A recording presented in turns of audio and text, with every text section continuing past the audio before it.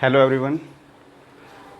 आज का जो हम यहाँ से टॉपिक पढ़ने वाले हैं वो नॉन फाइनाइट वर्ब्स होगा। नॉन फाइनाइट वर्ब्स कितने तरह की हैं, उनमें से एक पर्टिकुलर किसी वर्ब को आज डिस्कस करने वाले हैं और वो है इन्फिनेटिव।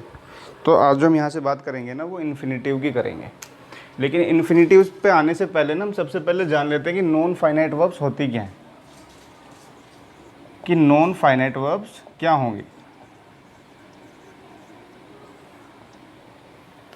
देखिए, दो तरह की वर्ब होती हैं हमारी, एक तो फाइनाइट वर्ब्स होती हैं और एक नॉन फाइनाइट वर्ब्स होती हैं।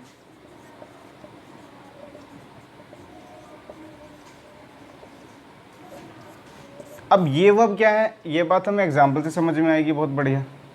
देखिए, मैंने यहाँ पे लिखा he wants to meet her, फिर मैंने एक स्टेटमेंट और लिख दिया,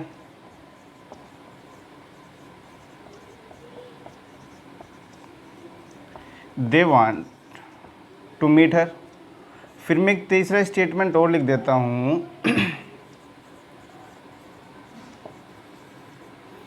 कि he wanted to meet her. ये जो तीन स्टेटमेंट लिखे हुए हैं ना, आप ध्यान से देखना, एक हमने ना कॉमन वर्ब यूज़ किए सभी में, जो मेन वर्ब है, जो मेन वर्ब है। लेकिन इस वांट के अलावा भी ना एक वर्ब और है स्टेटमेंट में। जो वर्ब होती है ना वो किसी हैपनिंग या डूइंग को बताती है। इस चीज़ को हमेशा याद रखना। अगर हमें किसी वर्ड को पहचानना है कि वो वर्ब है या क्या है, अगर वर्ब आप देखना चाह रहे हो तो वो ये बता रही होगी हैपनिंग या डूइंग, ठीक है ना।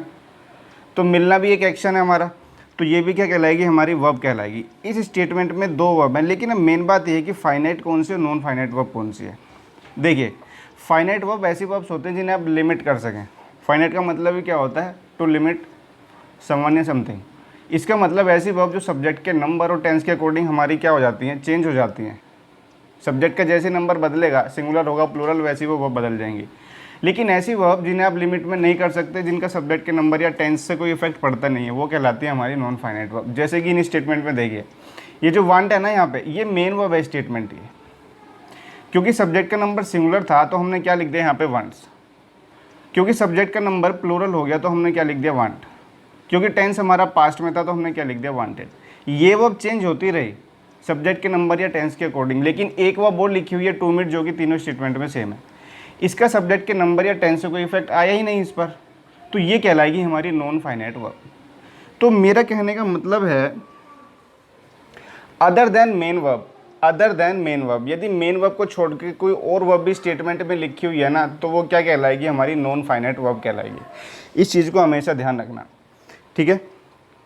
तो जो हमारी नॉन फाइनाइट वर्ब्स हैं वो कौन कौन सी होती हैं।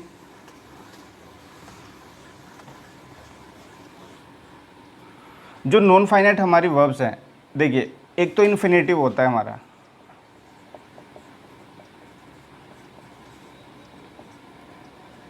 ये इसकी फॉर्म होती है। नॉर्मली और भी तीन फॉर्म्स होती हैं इसकी, लेकिन मेन हम यहाँ से यूज़ करते हैं इसको, ठीक है। जो दूसरी होती है वो होती है जिरेंट।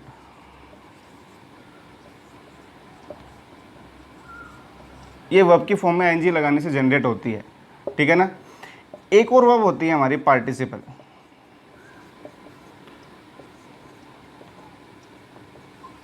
ये भी वर्ब की फॉर्म में एनजी लगाने से बनती है, ठीक है। तो तीन हमारी क्या होती है, नॉन फाइनाइट वर्ब होती है। इसका मतलब स्टेटमेंट में उस कंडीशन में लिखी जाएंगी जब मेन वर्ब भी होगी और ये भी वहाँ पे लिखे गए होंगे। यदि मेन वर्ब के अलावा आपको कोई और वर्ब भी स्टेटमेंट में उसमें दिख रही है एक सेंटेंस में, तो वो क्या कहलाएगी, हमारी नॉन फाइनाइट वर्ब, जो कि सब्जेक्ट के नंबर या टेंस से कभी चेंज नहीं होगी, सिर्फ सेंस का असर पड़ता है इन पर। क्लियर है। तो ये हमारा इन्फिनेटिव होगा, जिरेंड होगा और ये पार्टिसिपल होगा।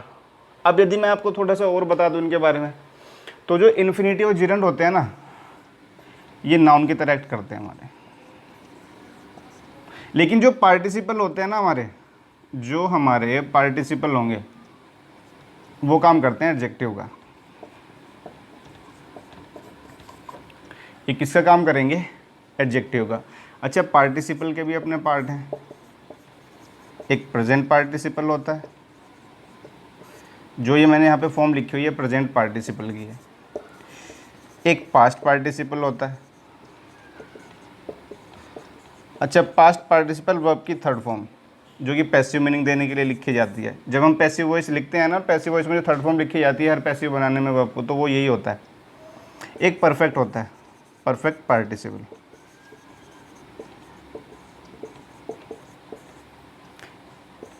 हैविंग थर्ड फॉर्म ये फॉर्म होती है इसकी। तो जिरंड और पार्टिसिपल दिखने में ऑलमोस्ट ये वर्ब की बेस फॉर्म आईएनजी और आईएनजी दोनों सेम से लगते हैं, लेकिन दोनों का अलग अलग बात होती है। ये जिरंड जो होता है सब्जेक्ट या ऑब्जेक्ट के रूप में लिखा हुआ मिलेगा आपको, लेकिन जो पार्टिसिपल होगा ना, किसी नाउन या प्रोनाउन को डिफाइन करता हुआ दिख जाएगा कहीं ना कहीं। ठीक है, तो मेन बात है आज हमें बात करनी है इसकी। ये जो इन्फिनेटिव है, जो नॉन फाइनाइट वर्ब है, इन्फिनेटिव कैसे कैसे यूज़ होगा हमारा, आज हमें वही डिस्कस करना है। ठीक है, चलिए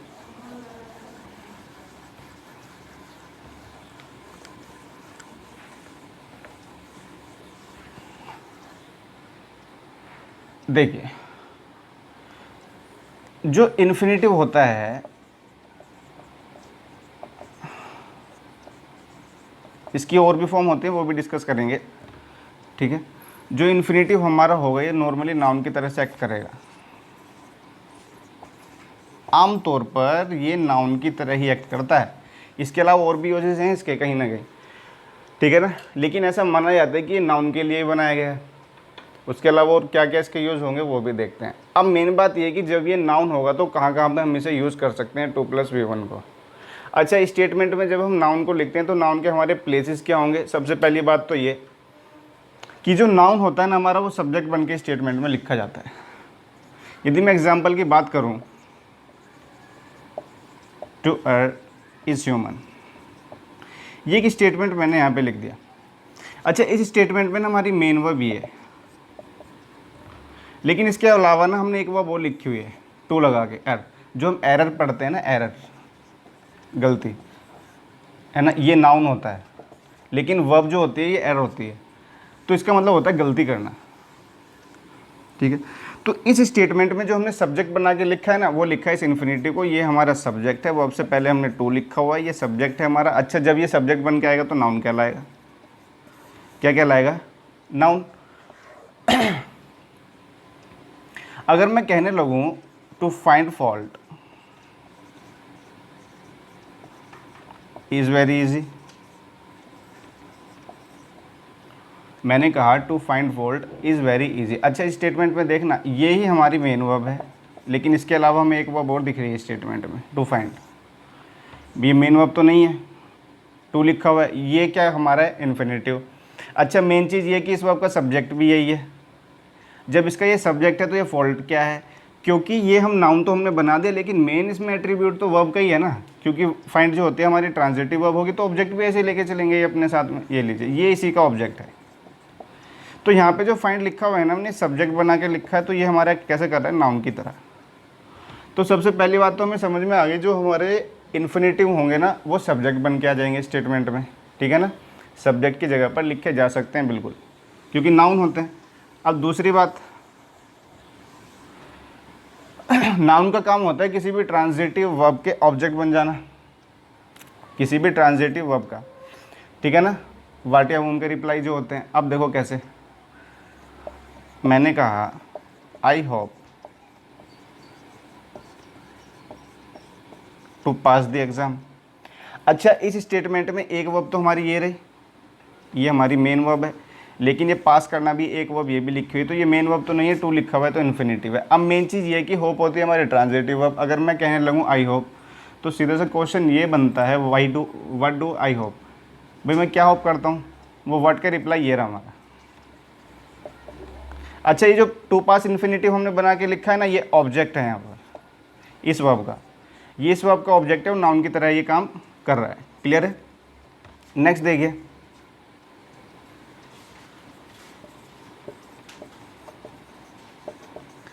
ही रिफ्यूज्ड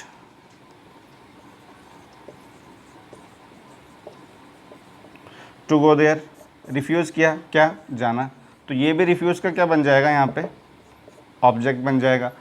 तो हमें एक बात और पता चल गई कि जो हमारे इन्फिनेटिव होंगे वो कहीं ना कहीं ऑब्जेक्ट बना के स्टेटमेंट में लिखे जाते हैं, क्योंकि नाउन का काम करेंगे। जहाँ जहाँ नाउन का काम करेंगे तो जितनी जगह पे हम नाउन लिख सकते हैं वहाँ पर इन्फिनेटिव का यूज़ हमें मिल सकता है लिखा हुआ। ठीक है, चलिए अब और आगे बढ़िए थोड़ा।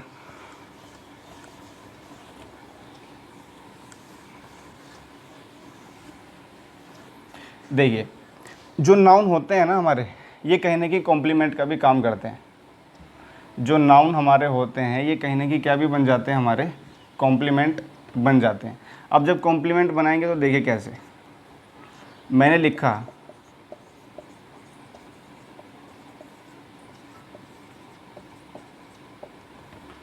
To see is to believe. अब मेन बात ये है कि यहाँ पे जो वर्ब लिखी हुई यही सब्जेक्ट है, इन्फिनेटिव। मेन वर्ब ये हो गई, लेकिन इसके अलावा एक वर्ब और है टू बिलीव, तो ये क्या है। अच्छा यदि मैं इस बिलीव को ना लिखूँ तो टू सी इज़ हम इसे डिफाइन नहीं कर पाएंगे। कहते हैं ना कि देखने में विश्वास करना होता है। तो ये जो यहाँ पे टू बिलीव हमने लिखा है ना, ये कॉम्प्लीमेंट है। ये क्या है, ये हमारा कॉम्प्लीमेंट है।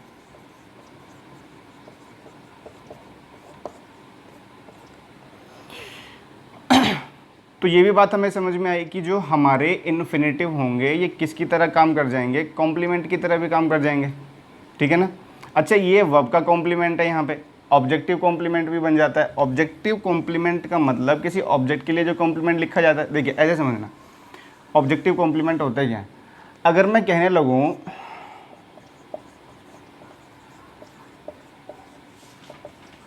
दे मेड हिम किंग, ये एक स्टेटमेंट लिखा हुआ है। इस स्टेटमेंट में ये हिम ना ऑब्जेक्ट है मेड वर्ब का, भाई दे मेड हिम। अब उन्होंने इसको ना क्या बना दिया, राजा। तो ये जो किंग है ना यहाँ पे, ये ऑब्जेक्ट के लिए क्या है, कॉम्प्लीमेंट, क्योंकि किंग और ये लिखा हुआ हिम दोनों एक ही पर्सन है, और ये कंडीशन सिर्फ कॉम्प्लीमेंट में होती है। अच्छा तो ये क्या कहलाएगा, हमारा कॉम्प्लीमेंट। ये कॉम्प्लीमेंट किसका है, इस ऑब्जेक्ट का, ठीक है। तो ये कहलाएगा हमारा ऑब्जेक्टिव कॉम्प्लीमेंट। तो जो हम इन्फिनेटिव लिखते हैं तो वो कॉम्प्लीमेंट बन के आते हैं, लेकिन वहाँ पे इनकी कंडीशन चेंज हो जाती है थोड़ी, ठीक है ना। वहाँ पे इनकी थोड़ी कंडीशन चेंज होगी और हम लिखेंगे, मैंने यहाँ पे लिखा आई सॉ हिम गो। अगर मैं इसे पहले ये लिख के दिखा दूँ कि टू गो, मैं यहाँ पे लिख दूँ इसे, तो देखिए इस वर्ब के लिए ऑब्जेक्ट हो गया। अब ये जो इन्फिनेटिव यहाँ पे लिखा हुआ है ना, ये लिखा गया है सिम के लिए। जा कौन रहा था, ये इस काम को कर रहा था। अच्छा इसी वर्ब के लिए लिखा जाएगा। तो हमारी ग्रामर में ना कुछ वर्ब्स ऐसे होते हैं जिनके बाद में हम बेयर इन्फिनेटिव लिखते हैं विदाउट टू। यदि हम किसी इन्फिनेटिव में से टू को हटा दें तो वो कहलाता है हमारा बेयर इन्फिनेटिव, जिसे हम प्लेन इन्फिनेटिव या डायरेक्ट इन्फिनेटिव के नाम से भी जानते हैं कहीं ना कहीं। तो यहाँ पर हम इस टू को नहीं लिख पाएंगे, यहाँ पे हम इस टू को नहीं लिख पाएंगे क्योंकि सेक्शन का डूवर यही है। तो ये जो गो यहाँ पे लिखा हुआ है ना, बेयर इन्फिनेटिव है, तो इन्फिनेटिव का पार्ट ही, तो ये कहलाएगा हमारा ऑब्जेक्टिव कॉम्प्लीमेंट इसके लिए।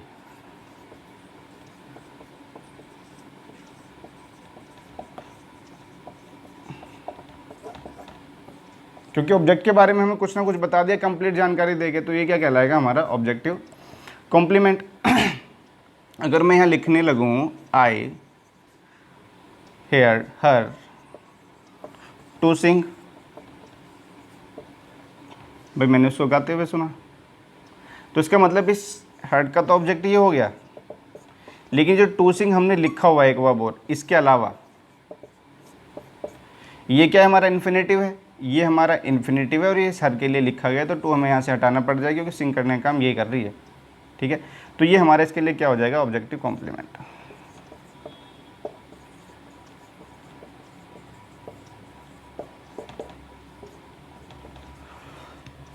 तो मेन बात तो ये थी कि जैसे भी नाउन हमारे एक्ट करेंगे वैसे ये इन्फिनेटिव हमारा काम करता चला जाएगा, ठीक है। लेकिन इसके अलावा क्या कुछ और भी काम इन्फिनेटिव करेगा, तो वो हम अभी देख लेते हैं। अब देखना, मैंने यहाँ पे लिखा he came here to meet me. ये जो स्टेटमेंट लिखा हुआ है इसमें आपको दिख रहा है कि ये हमारी मेन वर्ब है, लेकिन इस वर्ब के अलावा एक वर्ब और लिखी हुई है। तो ये हमारी नॉन फाइनाइट वर्ब है, सब्जेक्ट के नंबर के अकॉर्डिंग तो नहीं लिखी गई है, सेंस को लेकर लिखी गई है, ठीक है। तो ये क्या कहलाएगी, हमारी नॉन फाइनाइट वर्ब। ये लिखा हुआ है हमारा infinitive.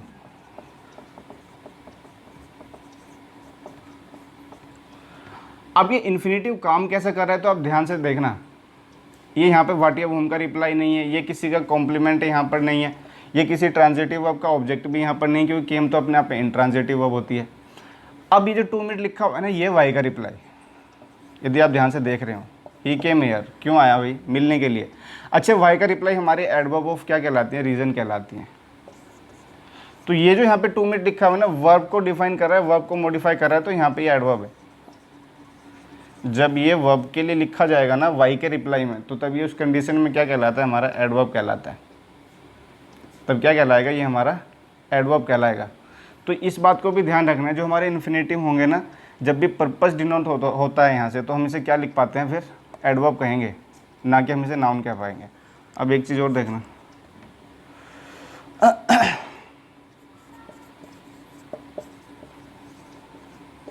He is a man to be admired.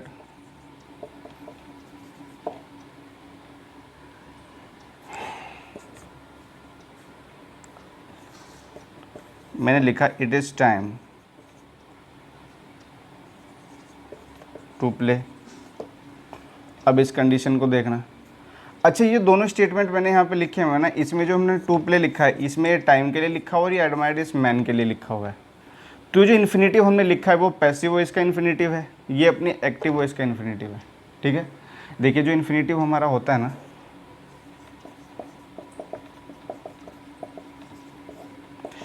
ये जो 2 + V1 हम यहाँ पे लिख रहे हैं, ये है इसकी एक्टिव वॉइस। जब हम इसका पैसिव बनाएंगे ना,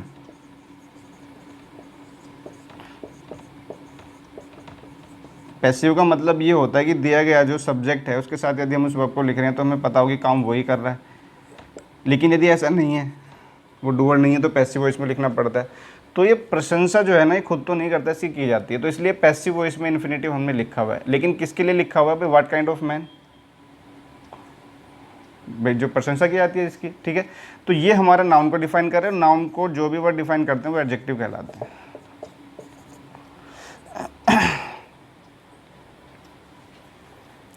अगर मैं कहने लगूं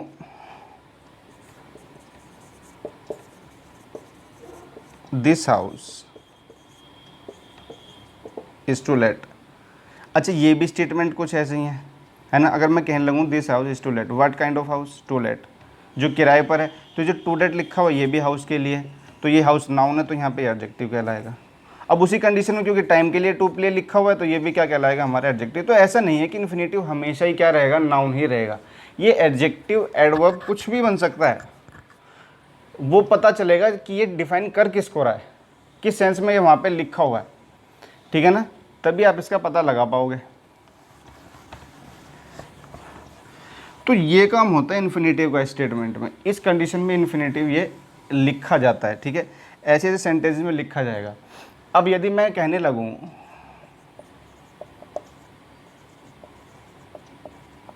this medicine is pleasant to take, फिर एक स्टेटमेंट और देखना,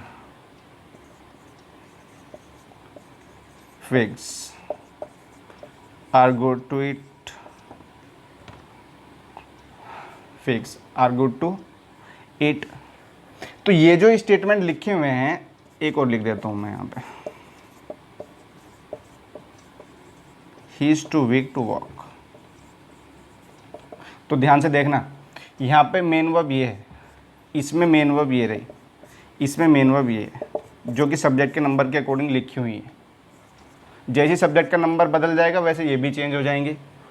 ठीक है, अब मेन बात ये है कि सभी में एक एक वर्ब और लिखी हुई है। वहाँ पे टू टेक, यहाँ पे टू ईट और यहाँ पे टू वॉक लिखा हुआ है। अब हम उसे कैसे डिफाइन कर पाएँ कि वो टू टेक जो वहाँ पे लिखा हुआ है क्या वाकई में नाउन है?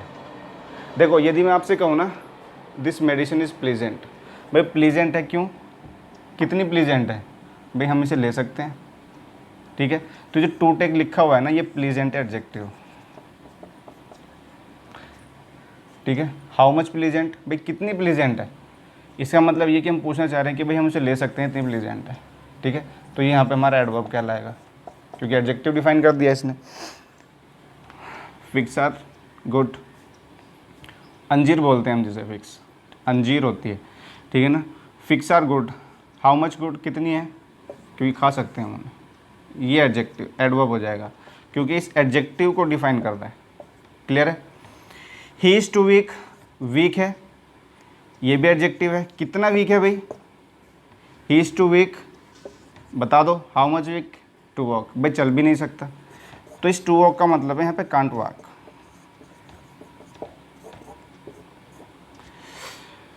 तो मेन बात यह है कि जो इन्फिनेटिव यहाँ पे लिखा हुआ है ना, यहाँ पे एडवर्ब है, यहाँ पे एडवर्ब है, वहाँ पे भी एडवर्ब है।